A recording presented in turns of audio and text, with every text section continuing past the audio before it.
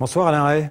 Bonsoir. Merci d'être avec nous. Je vous présente en quelques mots pour ceux qui ne vous connaîtraient pas aux quatre coins du monde. Vous êtes en France, en tout cas, l'un des meilleures connaissances de la langue française. Vous êtes linguiste, vous êtes responsable, directeur de la rédaction du célèbre dictionnaire Le Petit Robert et aussi président du jury du Festival du mot qui a lieu chaque année à la Charité-sur-Loire, c'est dans la Nièvre en France. Alors ce jury a élu le mot de l'année 2015, je le disais, c'est laïcité. Laïcité, c'est ça. Et puis un autre mot a été choisi par les internautes, c'est liberté d'expression. On va voir, d'abord un mot, c'est le cas de le dire, il y avait 12 mots qui étaient en lice. C'est des mots que vous avez choisis vous-même? Oui, enfin on essaye de faire, je ne suis pas tout seul, on est plusieurs à essayer de sélectionner quels sont les mots qui ont le plus résonné dans nos têtes pendant cette année. Pour marquer l'année, quoi. Pour marquer l'année, ouais. Voilà. Alors, je vous propose d'abord de voir avec Marie Valeret, justement, le résultat de ces deux votes et aussi qui a participé à ces choix, surtout pour les internautes. Et on en parle avec vous tout de suite après. Liberté d'expression, c'est le mot de l'année pour les internautes. Ils sont plus de 100 000 à avoir voté pour la formule dans le cadre du Festival du mot. Des votants très sensibles à l'actualité, en cette année marquée par l'attentat contre Charlie Hebdo. La formule a remporté 31% des suffrages, parmi 12 mots en lice. Laïcité est arrivée en seconde position avec plus de 17%, devant caricature et zadiste. Quant au jury de professionnels, présidé par le linguiste Alain Ray, il a lui préféré le mot laïcité. Plus de 1400 villes réparties dans le monde entier ont participé à ce sondage. Paris est la première à s'être piquée au jeu, suivie de Strasbourg et Lyon. En 2014, c'était selfie qui avait gagné. Le terme, qui ne figurait pas encore dans les dictionnaires français, vient de faire son entrée dans le Petit Larousse cette année. Alors donc clairement, on l'a dit, des mots qui sont le reflet de l'actualité, en fait. C'est assez évident. Bien sûr. Surtout après ce qui s'est passé en France et puis la progression, on en parlait aussi, des djihadistes. Tout à fait. Oui, je vous en prie. Oui, le choix de laïcité m'a paru assez pertinent parce que c'est une valeur qui est spécifiquement française, créée en France, et qui a une valeur très particulière. Le mot vient du grec, c'est donc quelque chose de traditionnellement important. Il évoque le peuple, le laïos, et il marque cette volonté de neutralité de l'État par rapport à toutes les opinions religieuses qui a été créée sous la Troisième République pour éviter l'influence exhaustive et excessive de la hiérarchie catholique. C'est la définition que le Petit Robert donne de la laïcité. C'est la définition, c'est une neutralité. Pas d'intrusion de l'État et aussi en retour, pas d'intrusion des religions dans le fonctionnement de l'État. Donc c'est une, si vous voulez, c'est une valeur très très positive parce que ça permet à l'État d'être totalement neutre vis-à-vis des opinions de ce domaine et de ne pas laisser l'une d'entre elles essayer de coincer les autres, si j'ose dire.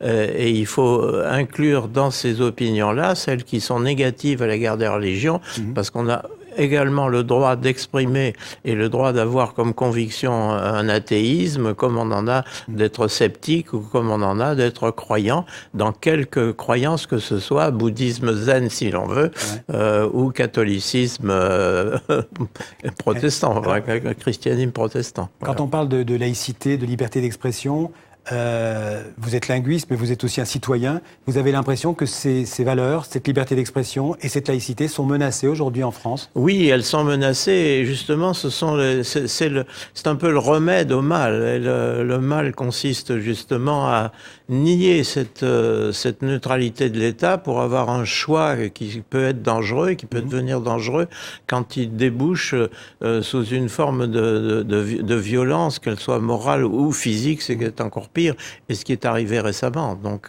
si vous voulez que ce soit à la fois les événements autour de Charlie Hebdo, mais pas seulement, parce que ce qui s'est passé autour de l'hypercacher nous a paru aussi violent et aussi insupportable. Contre un supermarché, juif. Il y a eu 4 juifs qui ont été exécutés froidement. Qui ont été exécutés uniquement parce qu'ils étaient juifs. Donc ça, justement, c'est le contraire absolu de cette volonté de neutralité et de protection de toutes les croyances qu'est la laïcité. D'ailleurs, dans les autres mots, il y avait caricature, intégrisme et Daesh. Encore une fois, c'est marqué évidemment par l'actualité. Ça, c'était le côté négatif. C'est pour ça qu'on a quand même préféré parler des remèdes plutôt que des mots. AUX. Oui, d'ailleurs, j'ai vu que le festival cette année sera d'ailleurs dédié au dessinateur de Charlie, en particulier à Honoré, dont on a moins parlé que Charb et Cabu. Bien sûr. Voilà. Et donc, on va parler aussi, si vous voulez bien, quelques instants des nouveaux mots qui ont fait leur entrée dans les dictionnaires. Alors, dans le Petit Robert et aussi dans le Larousse. Alors, souvent, ce sont des mots qui concernent, et c'est pas vraiment une surprise non plus, l'écologie ou la protection de l'environnement. Naturellement. Il y a les sources des mots nouveaux, on peut les deviner à l'avance. C'est par exemple l'informatique, qui évolue très vite et qui nous apporte des mots nouveaux. C'est l'écologie. Par exemple, Big Data, quand on parle Alors, Big Data, voilà, c'est un bon exemple parce que c'est à la fois une nécessité au point de vue conceptuel, puisqu'il est question d'un ensemble de données qui est tellement important qu'on a du mal à le gérer. Donc c'est à la fois la difficulté de gérer la quantité invraisemblable d'informations qui nous arrivent à cause du virtuel et en même temps c'est un anglicisme avéré et on a estimé nécessaire à la rédaction du Petit Robert d'ajouter mégadonnées qui est très bien puisque ça donne exactement la même information et il est normal en français de parler de données plutôt que de data, mais si l'usage préfère l'anglicisme, on est obligé de le refléter. Petite parenthèse, comment vous expliquez d'ailleurs que les mots anglais ont tellement apparemment, en tout cas de facilité à s'imposer dans le langage? Je crois qu'il y a un peu de passivité, un peu de paresse du côté des francophones, qui ferait quand même mieux de regarder d'un peu plus près. J'ai fait remarquer la chose suivante, c'est que moins on sait d'anglais et plus on emploie d'anglicisme. Les seuls à employer très peu d'anglicisme sont les bons traducteurs de l'anglais et les gens qui sont bilingues, par exemple, ne font pas d'anglicisme. Ils connaissent le mot donné et ils vont spontanément l'employer. Nous avons quand même inventé l'ordinateur qui dit plus de choses et plus intelligentes que le computer, qui ne sait que compter. Et je trouve que là, non seulement la défense de la langue française a été positive, mais en même temps en apportant une idée qui est plus importante et qui est plus adaptée à la réalité. Parce que c'est pas une machine à compter, un ordinateur, mais c'est vraiment une machine plus que ça. À créer un ordre. Comment elle se porte, la langue française, selon vous, aujourd'hui ? À mon avis, elle se porte moins mal qu'on ne le dit, mais elle pourrait se porter mieux. Voilà ce que je vais dire. C'est une réponse de Normand. Mais les Normands parlent un excellent français, bien qu'il y avait un très beau dialecte normand aussi. Je crois que le français est une des très rares langues du monde, il n'y en a pas plus d'une dizaine, dans laquelle beaucoup aiment s'exprimer même si ce n'est pas leur langue maternelle.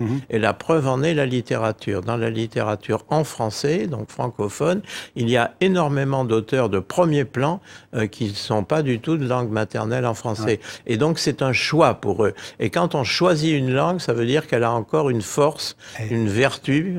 Et on le sait d'autant plus sur une chaîne comme TV5 Monde, où on sait aussi que le français est devenu une langue africaine en réalité. Alors c'est devenu une langue africaine, c'est une langue des Caraïbes qui est très importante, c'est une langue qui est encore parlée en Asie, plus qu'on ne le pense. Nous avons beaucoup de réponses pour ce concours des mots qui venait du Vietnam. Donc ça veut dire qu'il y a encore une présence du français ou une volonté de présence en tous les cas du français. Et puis, le français est une langue que les gens peuvent aimer et qui vont choisir, alors que leur intérêt serait d'aller vers des langues de plus grande diffusion mondiale, en particulier l'anglais. Mais je crois que la défense du français demande une prise de conscience, et le défaut principal des Français, c'est d'être un peu trop passif devant les évolutions du monde et d'accepter sans sourciller les modes américaines qui sont pas forcément un progrès par rapport aux modes européennes. Des Français, parfois de leurs dirigeants, qui ne parlent pas toujours le français dans les enceintes internationales. Il y a aussi cet aspect-là. C'est vrai, il n'y a pas cette volonté d'affirmer que le français est capable de tout exprimer. Il y a une époque où on ne faisait pas une nouvelle constitution, par exemple en Égypte ou ailleurs, sans référence au français à cause du Code civil. Donc ça, c'est un passé qui est pas la nostalgie, important et vivant. Non, je pense pas. Je crois que c'est simplement le désir qu'on fasse une prise de conscience de ce qu'il y a de positif dans la tradition qui a été conservé par la langue française et qui est, par exemple, le mot laïcité, c'est une valeur qui est extrêmement importante. Ça a été créé en français, ça n'est pas encore une valeur universelle et on se demande pourquoi, parce que, évidemment, la présence de théocraties qui sont tous sauf laïques, ça serait un progrès dans le monde si elle devenait progressivement plus laïque et plus respectueuse des autres croyances que celles qui dominent. Et on s'en rend bien compte en ce moment. Alors, Alain Rey, on revient encore quelques mots rapidement. Il y a décarboné, un climato-sceptique. Ah oui, là, c'est tout à fait dans les affaires de climat et de respect de l'environnement. La durabilité aussi, les développements durables et la durabilité. Les zadistes, alors c'est ceux qui défendent des zones à défendre. Alors, les zones à défendre, c'est une invention astucieuse parce qu'en fait, on a repris un sigle qui était administratif et qui existait, qui était les zones aménagement différé. Bon, mais zone à défendre, là, ça devient quelque chose de plus combatif et de plus militant, pour faire en sorte que l'environnement ne soit pas détruit par la volonté de progrès économique et technique. Et ça, c'est un énorme problème pour le monde entier. Et il est bien que ça puisse se dire simplement en français, avec un mot un petit peu ironique, mais qui passe très bien. Alain Rey, ce sera ma dernière question. Des dictionnaires papier comme celui que j'ai à côté de moi, là, ça se vend encore en 2015 ? Il y a des gens qui achètent encore les dictionnaires comme ça ? Bien sûr, il y en a encore beaucoup qui achètent les dictionnaires papier, mais de plus en plus, on a recours aux dictionnaires en ligne, par exemple. Mais je rappellerai quand même que le dictionnaire en ligne est excellent quand on a une question précise à lui poser et qu'on sait la question qu'il faut poser. Et là, on a une réponse et une seule. Mais quand on veut découvrir les infinies possibilités du langage et se promener dans ce labyrinthe extraordinaire et enrichissant qu'est un vocabulaire, le vocabulaire de la langue française, qui a quand même 1000 ans derrière lui, et des communautés dans le monde entier, eh bien à ce moment-là, c'est quand même en se promenant dans l'univers du papier imprimé qu'on a les meilleurs résultats. Rien tel qu'un dictionnaire. Certains disent que c'est le plus beau livre de la langue française. Ah, c'est un livre avec lequel on peut faire tous les autres. Encore dernier mot, les éditions numériques que vous proposez, c'est gratuit ou c'est payant ?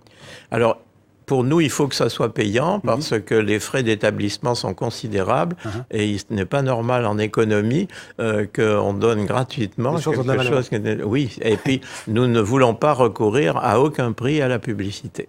Merci beaucoup Alain Rey d'être venu sur le plateau de 64 minutes. Et bonne journée du mot, d'ailleurs ça va être dans quelques jours. Dans quelques jours, l'ouverture du festival. Le 27, merci beaucoup, merci d'être venu sur le plateau.